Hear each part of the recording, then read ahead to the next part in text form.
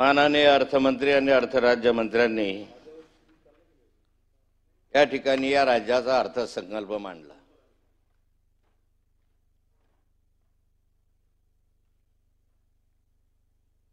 दिशाहीन अर्थसंकल्प, या राज्याला कोणतीही दिशा न देणारा, गोंधळलेल्या मनस्थितीत मांडलेला अर्थसंकल्प, नेमकं काय सांगायचं आहे, काय करायचं आहे, या राज्याला कुठल्या दिशेने न्यायचं हे न सांगणारा अर्थसंकल्प। आणि मला असं वाटतं की या राज्याची रचना 1960 ला झाली।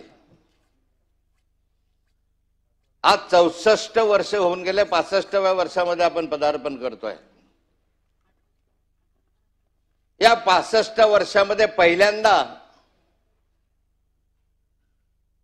या राज्यामधला अर्थसंकल्प हा 45,128 कोटी रुपयाच्या तुटीत आला।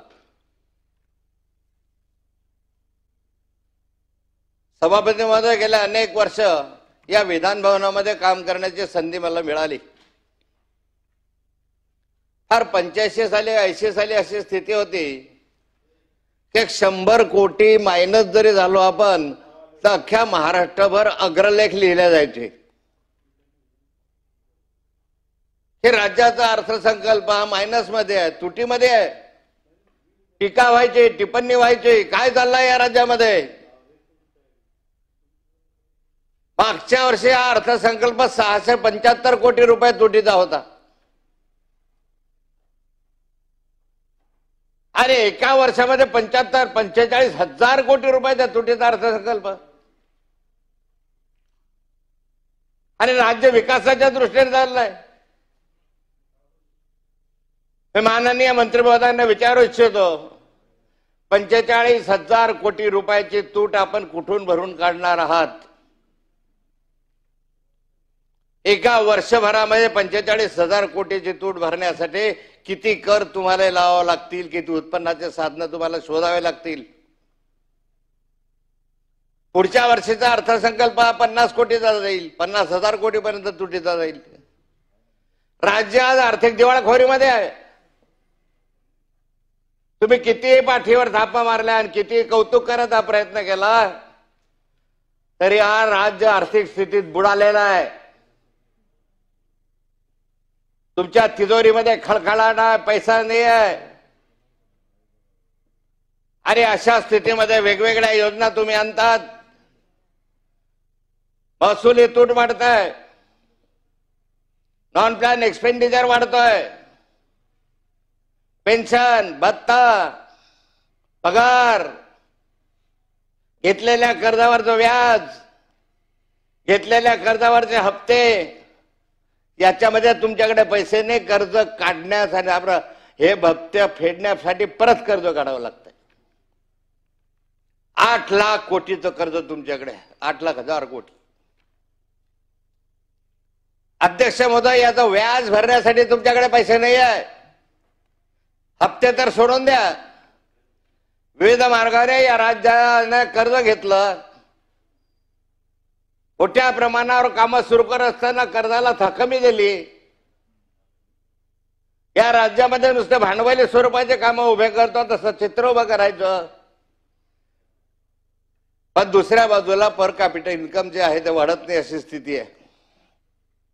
मग अध्यक्ष महोदय, तुम्ही डाव्होसला गेलात, 15,00,000 कोटीचे काही लाख कोटीचे का 15,000 कोटी रुपयाचे करार केलेत ना करार। दरवर्षी डाव्होसला जातात, दरवर्षी करार केले जातात, पण प्रत्यक्ष किती गुंतवणूक आली या महाराष्ट्रामध्ये याची आकडेवारी कधी दिली आहे? गेल्या 10 वर्षातली आकडेवारी सादर करा की डाव्होसला गेलो आम्ही आणि 5 लाख कोटीचे केले, 10 लाख कोटीचे केले, 15 लाख कोटीचे करार केले आणि राज्यामध्ये प्रत्यक्ष आम्हाला 5 लाख कोटी मिळाले किंवा 15 लाख कोटी मिळाले? सांगा। नुसतं पाठ ठोपटून घ्यायचे, 15 लाख कोटीचे केले। सभागृहाची वेळ अर्थसंकल्पावरील आजच्या दिवसाची चर्चा संपेपर्यंत वाढवण्यात येत आहे।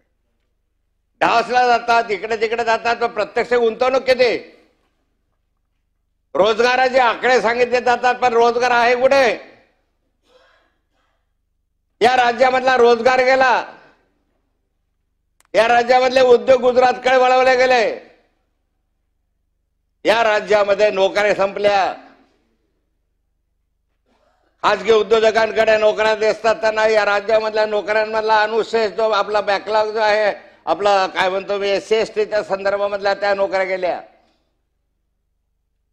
सरकारमध्ये असताना निदान SC/ST OBCच्या जागा NTच्या जागा भराव्या लागत होत्या. आता रिलायन्सचे उद्योग आले, अंबानीचे आले, अडाणीचे आले, याचे आले, त्याचे आले, एक तरी मागासवर्गीयाला प्राधान्य आहे का त्या ठिकाणी?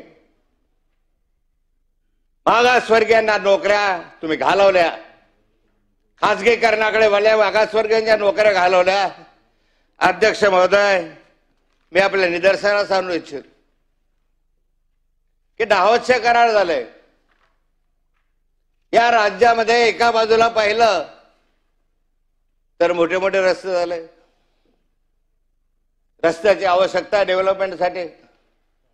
मग समृद्धी मार्ग असेल, शक्तीपीठ मार्ग असेल, नागपूर रत्नागिरी मार्ग असेल, बंगलोर हायवे असेल, हैदराबाद हायवे असेल, दिल्ली हायवे असेल, रस्त्यांची गरज आहे, नाकारता येत नाही. पण या रस्त्यांसाठी जो पैसा दिला जातो, जो जमिनी संपादन केल्या जातात, किती शेतकऱ्याच्या जमिनी आता तुम्ही संपादन करणार? हजारो एकर शेती या रस्त्यांच्या कामासाठी तुम्ही घेतात. शेतकरी ते द्यायलाही तयार असतात, कधी नाखुशही असतात. पण माझा प्रश्न या ठिकाणी आहे, त्या शेतकऱ्यांच्या वडिलोपार्जितच्या जमिनी, वर्षानुवर्षे कचत असलेल्या जमिनी, हाड आणि हाडामासाच्या रक्ताचं नातं असलेल्या त्या जमिनी तुम्ही मातीमोल भावाने विकत घेतात. का करतात असं? माननीय मुख्यमंत्री देवेंद्र फडणवीस साहेब मागच्या कालखंडामध्ये विरोधी पक्ष नेते होते आणि विरोधी पक्ष नेते असताना सभागृहामध्ये त्यांनी भाषण केलं होतं की शेतकऱ्यांच्या जमिनी तुम्ही मातीमोल भावात घेतात, शेतकऱ्याचं जीवन उद्ध्वस्त करतात. जो 2013 कायदा आला, कायदा land acquisition and requisition act, भूसंपादनाचा, त्या कायद्यानुसार शेतकऱ्यांना काहीतरी न्याय मिळत होता. एक 4.5 पट रेडी रेकनरच्या किंवा बाजार मूल्याच्या किंमतीनं त्याला पैसे मिळत होते.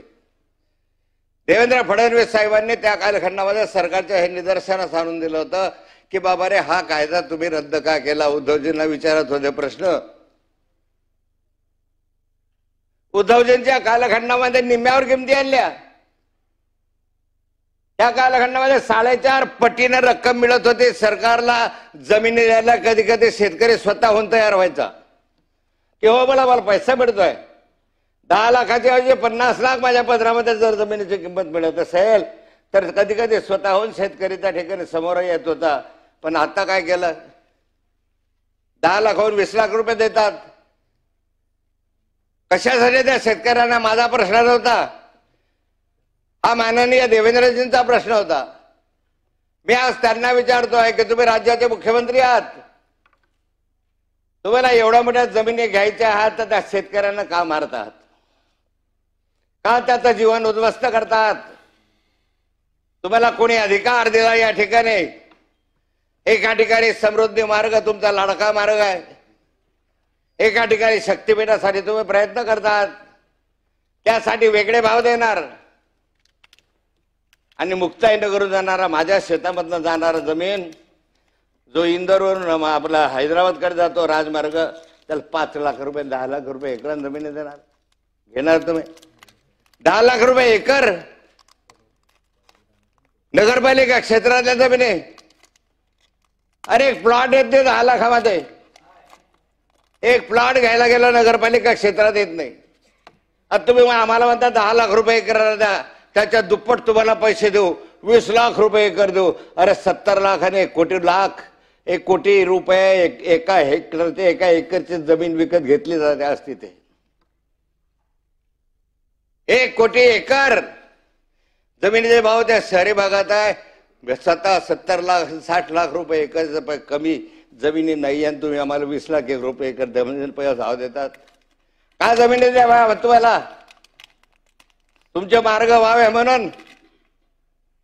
अरे राष्ट्रीय योगदान द्यायला आम्ही तयार आहोत, पण कशाला त्याला फाशी लावतात? मी मंत्री महोदयांना विनंती करणार आहे, या निमित्ताने मुख्यमंत्री महोदयांना विनंती करणार आहे की जमिनी घ्यायच्या असतील धरून घ्या, पण त्या जमिनीचं मूल्य इतकं कमी नका देऊ की त्याला आत्महत्या करावी लागेल. पूर्वीच्या कायद्यानुसार द्या. ठेकेदारांचे पोट भरण्यासाठी कामं करतात, शेतकऱ्याला दुसऱ्या दिवशी मारतात. अध्यक्ष महोदय, कामं कुठे होत आहेत? कामं होत आहे मुंबई, पुणे, नाशिक क्षेत्रामध्ये कामं होतात. या ठिकाणी नाडार मेमार्डी क्षेत्रामध्ये लाखो कोटी रुपयाचे काम मेमार्डीच्या क्षेत्रामध्ये आहे. लाखो कोटी रुपयाचे काम या मुंबई शहरामध्ये चाललेले आहेत. कुठे मेट्रोचे काम असतील, कुठे रेल्वेचे काम असतील, कुठे भुयारी मार्गाचे असतील. गरज आहे विकासाच्या दृष्टीने, तर गरज आहे, मी नाही म्हणत नाही.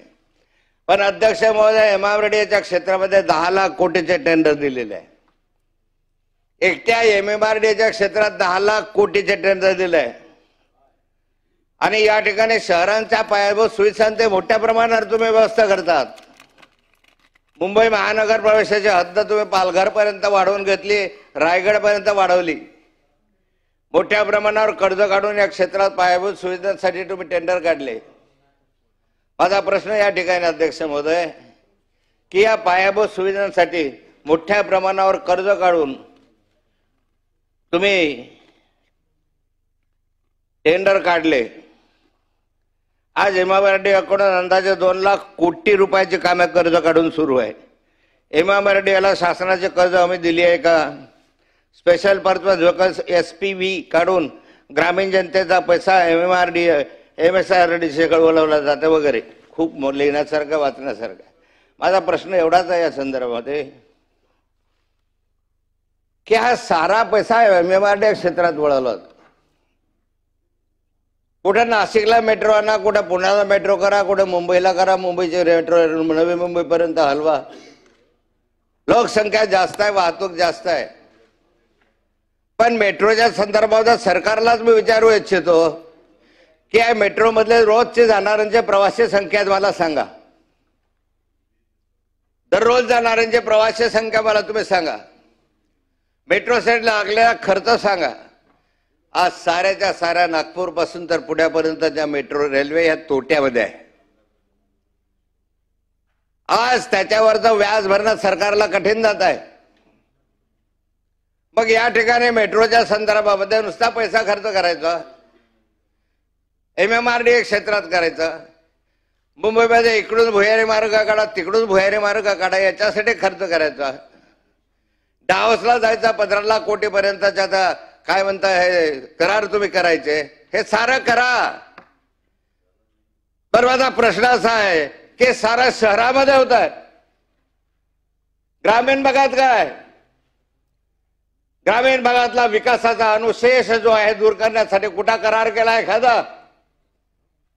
डावसला गेले, एखाद्या इंडस्ट्रीसाठी करार केला असेल, पण डावसला कधीतरी कृषीपूर्व उद्योगासाठी, कृषी उद्योगासाठी एखादा करार झाला तर ऐकवंतात आहे की एखाद्या वेळेस तरी कृषी वाद्यासाठी, की एखादे कापडापासून, आमच्या कापसापासून कापडापर्यंतची मिल आम्ही करण्यासाठी प्रायव्हेट इंडस्ट्रीसाठी करार करतो आहोत. एखादं उदाहरण शेतकऱ्यांसाठी, शेतकऱ्यांच्या आधुनिक यंत्रसामग्री अवजारासाठी आम्ही या ठिकाणी करार करतो आहोत. यासाठी आम्ही 10,000 कोटी आणतो, यासाठी आम्ही 1,000 कोटी आणतो. त्याच्यासाठी तुमच्याकडे पैसा नाही आहे. मग ग्रामीण भागामधले आणि शहरी भागातले विकासाची जी दुरी आहे, जो अनुशेष आहे, तो वाढून राहिलेला ग्रामीण भागातला विकासाची दुरी रुजलावते आहे. उद्याच्या कालखंडामध्ये अध्यक्ष महोदय, ग्रामीण भाग आणि शहरी भागाचं युद्ध झाल्याशिवाय राहणार नाही. आज ग्रामीण भागातला सर्व इकडे रोजगारासाठी शहरामध्ये येतोय, ग्रामीण भाग ओस पडायला लागलाय. ग्रामीण भागामध्ये नोकऱ्या नाही आहेत. मग ग्रामीण भागात नोकऱ्या आणण्यासाठी उद्योग तिथे आणणार आहात की नाही? की सारे उद्योग पुण्यामध्ये, रायगडमध्ये इकडे आले पाहिजेत? का मराठवाड्याचा विकास थांबला? का अख्ख्या अर्थसंकल्पामध्ये आमच्या उत्तर महाराष्ट्राचा साधा उल्लेख सुद्धा नाही? जळगाव, धुळे, नंदुरबार एखादा साधा उल्लेख का खानदेश महाराष्ट्रात आहे की नाही आहे? का मराठवाड्यातल्या या खानदेशमधल्या या महाराष्ट्रामधल्या साऱ्या शेतकरी जेवढे आहेत जे दररोज आत्महत्या करतात, त्या आत्महत्या करणाऱ्या शेतकऱ्यांचा साधा उल्लेख ह्याच्यामध्ये नाही आहे. जो आदिवासी आज किड्यामुंग्यांना मरतोय, जो कुपोषणानं मरतोय, त्या आदिवासींचं अनुदान दुसरीकडे वळवत असताना तुम्हाला शरम नाही वाटले? त्या आदिवासींच्या उत्थानासाठी काय योजना आहेत?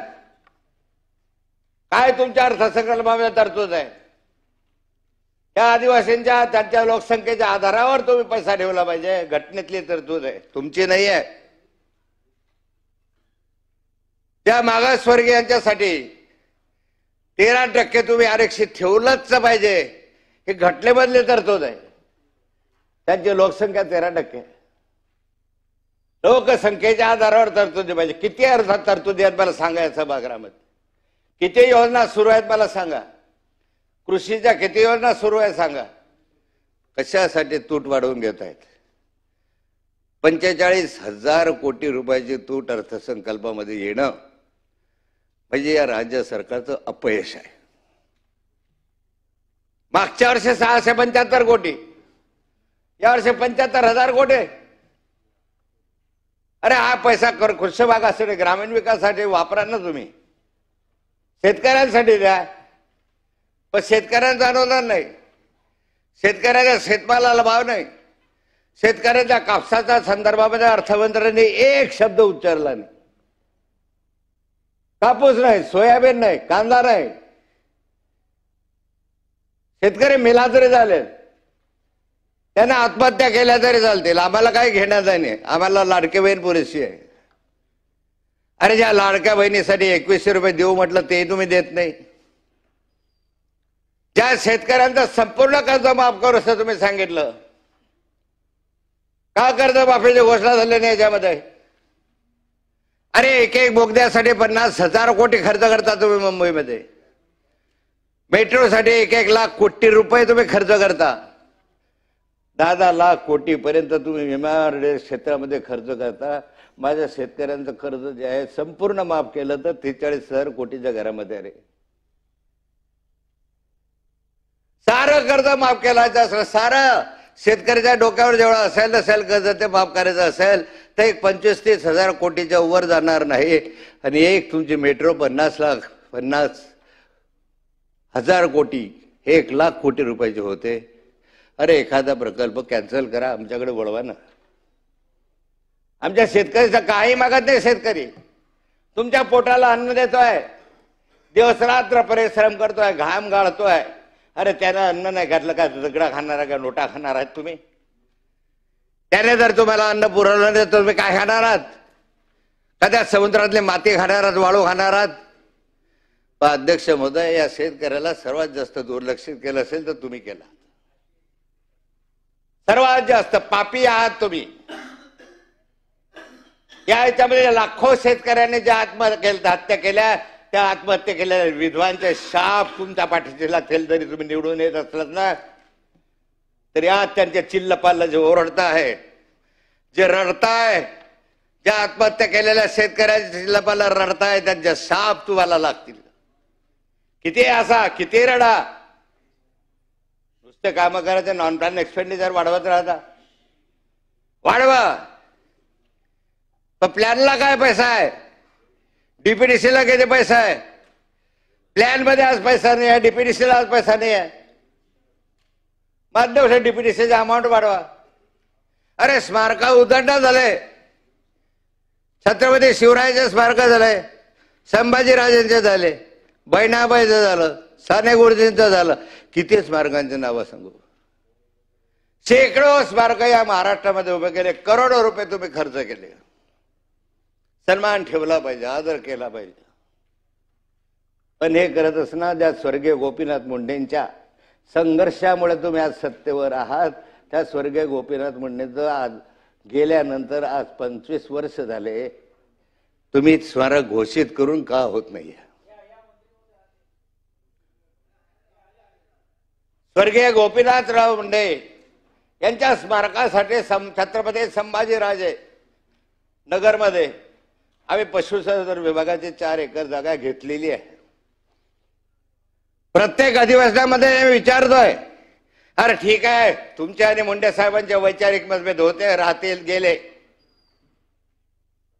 पण इतकेच मार्ग आठवता. आणि त्या नेता ज्याने मराठवाडा या महाराष्ट्रामध्ये संघर्ष केला, ज्याने भारतीय जनता पार्टीचा विस्तार केला, मूळ केला, तुमच्यासारखे आज मुख्यमंत्री महोदय, तुमच्यासारखे असंख्य कार्यकर्ते त्यांच्या हातून घडले, त्या स्वर्गीय गोपीनाथराव मुंडेंचं स्मारक तुम्हाला दिसत का नाही? बंजारी समाजाचा होता म्हणून, एक ओबीसी नेता होता म्हणून, का तुमचे त्यांचे वैचारिक मतभेद जमत नव्हते म्हणून? करा. ते नवनवीन स्मारक करत असताना घोषणा करतात, पंतप्रधान मोदी साहेबांच्या हस्ते छत्रपती शिवरायाचं स्मारक त्या अरबी समुद्रामध्ये तुम्ही त्याचं भूमिपूजन केलं. काय झालं त्याचं? बहिणाबाई चौधरीचं स्मारक गेले 20 वर्ष झाले तसाच पडून, अर्धवट पडून आहे. जळगावच्या आसोद्यामध्ये त्यांचं जन्मस्थान का पूर्ण करता येत नाही? नुसत्या स्मारकाच्या घोषणा करायच्या, प्रत्यक्ष पैसा द्यायचा नाही.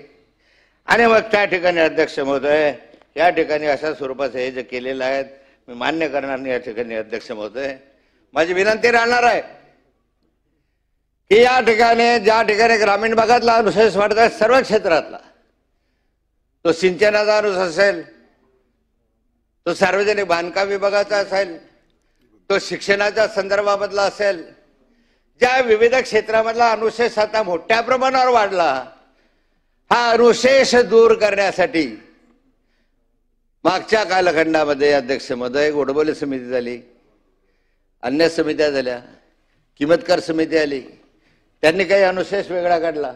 पण आता मला सांगा, या अनुशेषानुसार तुमच्या तरतुदी होत आहेत का? अध्यक्ष होता तर वेळच वाढवायचे अर्थसंकल्पावर. 22 मिनिट झाले आपले, अजून 8 वाजता आहे. कन्क्लूड करा ना.